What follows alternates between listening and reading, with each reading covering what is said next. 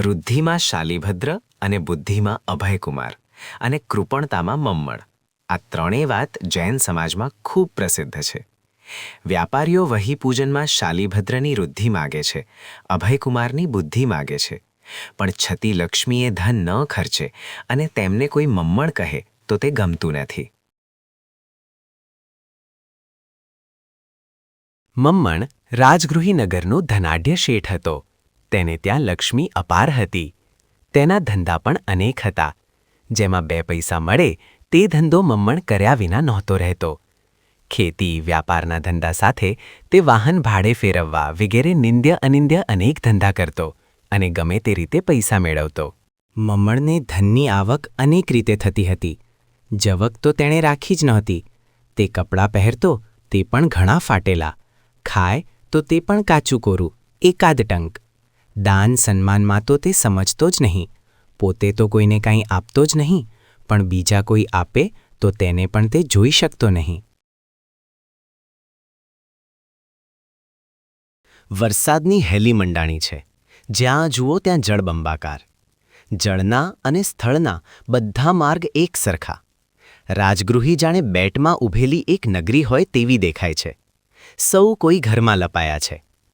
આ વખતે મમ્મણ ખારીએ ઊભો વિચાર કરે છે કે નવરો બેઠો શું કરીશ? લાવને આ તણાતા લાકડા એકઠા કરું. અત્યારે લાકડા બહુ મોંઘા છે. એકઠા કર્યા હશે તો થોડા ઘણા પણ પૈસા જરૂર મળશે. તેણે એક નાનીશી પોતડી પહેરી અને તુર્ત તે ખારીએથી પડતું મૂકી પાણીમાં પડ્યો. રાજા શ્રેણિક અને ચેળણા ગોખે બેઠા હતા. વરસાદ તમઝાડ વરસતો હતો. મેઘ ગાજતો હતો અને વીજળી જબકારા મારતી હતી. ત્યાં ચેળણા બોલી, નાથ, જુઓ તો ખરા. તમે કહો છો કે મારી રાજગૃહીમાં બધા સુખી છે. બધાની હું ચિંતા કરું છું. આ કેવો વરસાદ વરસે છે? પર્વતને ડોલાવે તેવો પવન સુસવાટા મારે છે. ઘોર અંધારી રાત છે. પશુપંખી કોઈ બહાર દેખાતું નથી. તે વખતે પેટનો ખાડો પૂરવા બિચારો એક વૃદ્ધ ગરીબ ડોસો લાકડા એકઠા કરે છે. આવા માણસની તમે ચિંતા કરી છે ખરી? શું તે રાજગૃહિણો નથી? સૌ કોઈ ભર્યાને ભરે છે. આકડી હુણ નીરમ રેવા રેણાયરસ્સ અપેઈ નહુ ગચ્છેઈ મરુદેશ સવ્વમ ભરિયમ ભરિજ્જંતી. પાણી એકઠું કરીને રેવા સમુદ્રને મળે છે, પણ મારવાડમાં જતી નથી. દુનિયાનો ન્યાય જ એવો છે કે ભર્યાને ભરવું. રાજન, તમે દાન આપતા હશે પણ ભર્યાને, ગરીબને નહીં. રાજા આવ્યો. વીજળીના લીશે પડ્યા જાણે કે તે શ્રેણિકની નિર્ધન અને ધનવાનના ભેદ સમજાવતી કસોટી ઉપરની સુવર્ણ રેખા ન હોય. શ્રેણિક ચમક્યો. કેવો આ દુઃખી હશે કે જેને આવા વરસાદમાં આવી કાળી મજૂરી કરવી પડતી હશે. તેણે સેવકોને બોલાવ્યા અને કહ્યું, જુઓ, પેલા વીજળીના ચમકારામાં દેખાતો લાકડા ભેગા કરતો માણસ તણાય છે. તેણે ખેંચી કાઢો અને મારી પાસે લાવો.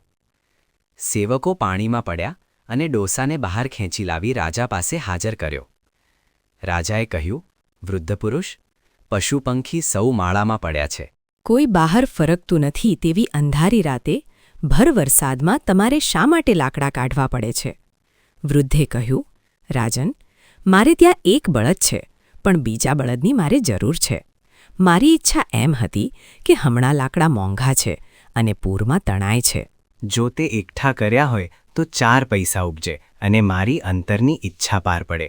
રાજાએ કહ્યું, વૃદ્ધ, ફિકર ન કરો, હું તમને જેવો જોઈએ તેવો વૃષભ આપીશ. આવી ભયંકર અંધાર રાત્રિએ આપ જેવા વૃદ્ધ આવી મહેનત કરે તેમાં રાજગૃહિનો નરેશ શ્રેણિક લાજે. ડોસાએ કહ્યું, બહુ સારું મહારાજ. ચેલણા બોલી, વૃથા વૃષ્ટિ સમુદ્રેષુ વૃથા તૃપ્તેષુ ભોજનમ વૃથા દાનમ ધનાઠયેષુ વૃથા દીપો દિવાપી ચ. સમુદ્રમાં વરસાદ નકામો છે, ધરાયેલાને ભોજન નકામો છે, ધનવાનને દાન આપવું નકામો છે અને દિવસે દીવા કરવા નકામા છે. તેમ રાજન, ઉપકાર કરો તો આવા વૃદ્ધ નિર્ધન ઉપર કરો કે જેથી કંઈક કલ્યાણ થાય. શ્રેણિક મૌન રહ્યો.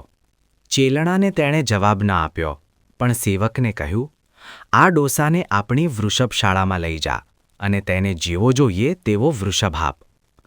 થોડીવારે સેવક પાછો આવ્યો અને કહ્યું, મહારાજ, તે એકે વૃષભને પસંદ કરતો નથી. વૃદ્ધ પુરુષ સામું જોઈ શ્રેણિકે કહ્યું, વૃદ્ધ પુરુષ, આપને મારો એકે વૃષભ ન પસંદ પડ્યો. ના, મારો વૃષભ રત્નજડિત અને સુવર્ણમય છે. એક વૃષભ તો મેં પૂરો કર્યો છે, બીજો પણ પૂરો થવા આવ્યો છે. બીજામાં માત્ર ખૂટે છે શિંગડા અને થોડો ભાગ. ચેલણાએ મુખમાં આંગળી ઘાલી અને તે બોલી, ધન સંપત્તિ. છતાં અંધારી રાતે શિંગડા માટે આ ડોસો આટલો પરિશ્રમ લે છે. રાજરાણીએ તેને વૃષભ જોવાનું નક્કી કર્યું અને ડોસાને વિદાય આપતા પહેલાં પૂછ્યું, વૃદ્ધ પુરુષ, આપનું નામ શું? વૃદ્ધે કહ્યું, મારું નામ મમ્મણ. પધારો મમ્મણ શેઠ, કહી શ્રેણિકે વિદાય આપી. પણ તેને ત્યાં જવાનું તેણે મનથી નક્કી કર્યું. નગર લોકોના આશ્ચર્યનો પાર નથી. તે પરસ્પર બોલતા હતા કે મહારાજા શ્રેણિક શાલિભદ્ર શ્રેષ્ઠીને ત્યાં પધાર્યા હતા ત્યારે તેમનું થયેલું સ્વાગત એ રાજગૃહીનું પુણ્ય સ્મારક હતું. મહારાજા એમ સમજતા હશે કે મમ્મણ પણ ક્યાં ઓછો ધનાઢ્ય છે, તે પણ તેના જેવું સ્વાગત કરશે. બીજો બોલ્યો, સ્વાગત તો કરશે કે નહીં, પણ મહારાજ મમ્મણને ત્યાં પધારશે ત્યારે રાજગૃહીમાં કેવા ધનાઢ્યો વસે છે તેનો ખ્યાલ આવશે, અને સાથે સાથે તે પણ ખ્યાલ આવશે કે ધનનો ભોગતા જેવો શાલિભદ્ર છે તેવો જ ભૂખે પેટે ધનનો સંચય કરનાર મમ્મણ છે. રાજરાણી અને અભયકુમાર મમ્મણની હવેલીએ આવ્યા. હવેલી વિશાળ હતી, પણ જ્યાં ત્યાં ધૂળના ઢગલા હતા. મચ્છર ચાંચડનો ભંડાર હતી. મેલા ગેલા અને ચીથરાવાળા કપડાં લટકતા હતા. રાજરાણી અને અભયકુમાર ઉપલે માળે ગયા. મમ્મણ આગળ ચાલ્યો અને તેણે એક મેલું લુગડું દૂર કર્યું તો તેજના પુંજ સરખો એક વૃષભ દેખાયો.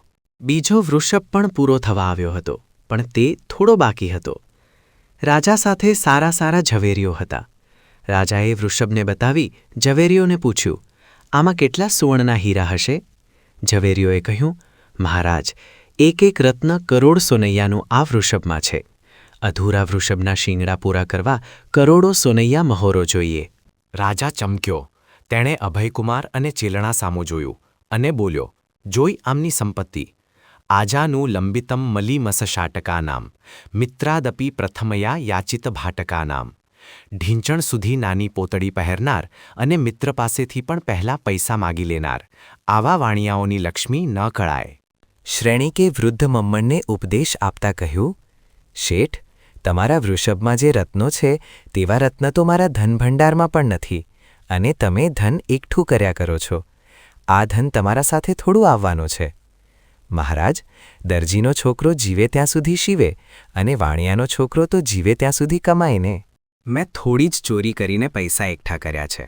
પૂરી મહેનતના મારા આ પૈસા છે. મમ્મણે પોતાની સંપત્તિ બતાવતા કહ્યું. શ્રેણિકે કહ્યું, શેઠ, જે સંપત્તિ કામ ના આવે તે શા કામની?